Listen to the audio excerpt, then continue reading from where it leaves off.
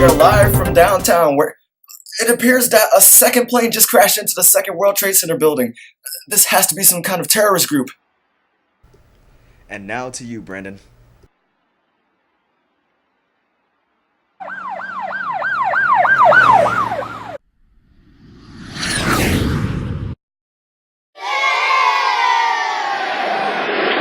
Now the pitch, and it's line foul into the seats. Breaking news, Osama bin Laden has just been found and killed by the Navy SEALs right outside Abbottabad, Afghanistan. And now we go to Brandon, live in Philadelphia. Line, one ball. Thanks, Joseph. We're live here in Philadelphia, where people are excited because Osama bin Laden has been captured and eliminated. And I'll tell you what's going on. The crowd is chanting USA. And the reason for that is that there are reports circulating, I am not sure if they've yet been confirmed by the White House, that Osama bin Laden is dead. How that's happened, we don't know. But this crowd now knows it. It's amazing how things seem so important for the moment, like they did when Ryan Howard batted with the bases loaded. And then if it's true that Osama bin Laden has been captured, killed, or whatever, it just takes you back to that awful, awful day.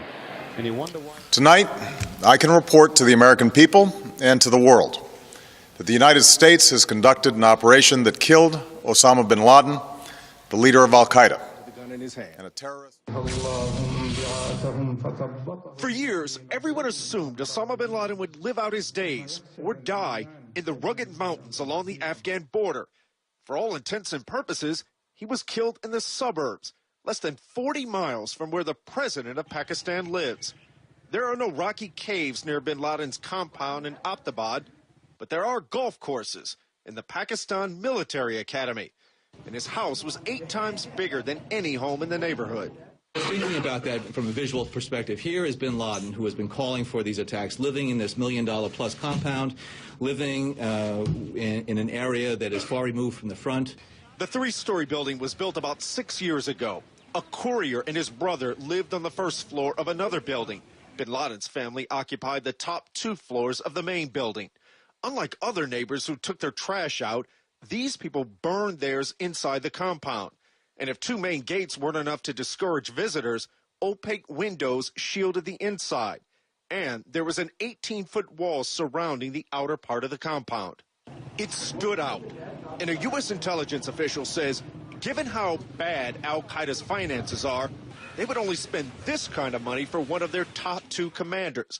So in effect, bin Laden was the engineer of his own destruction. That end began with U.S. military helicopters swooping in, an assault team entering from multiple locations.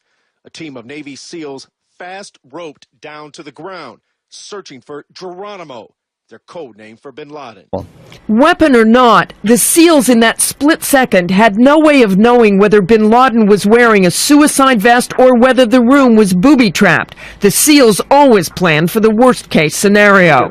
And tonight, the computer drives and DVDs the SEALs were able to grab from the compound are being described as a motherlode of information. The material was flown to Washington, where copies were sent to the CIA and FBI. A copy was also left in Afghanistan. Analysts are combing through all of it, although it is all, of course, in Arabic, so it could take time.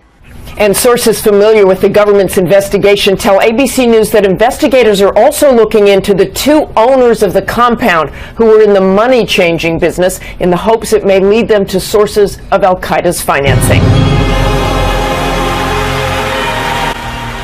Even to this day, America has still not forgotten the tragic event that occurred on September 11, 2001, and has definitely not forgotten who caused the tragedy. So it was time for us to take action, and we delivered.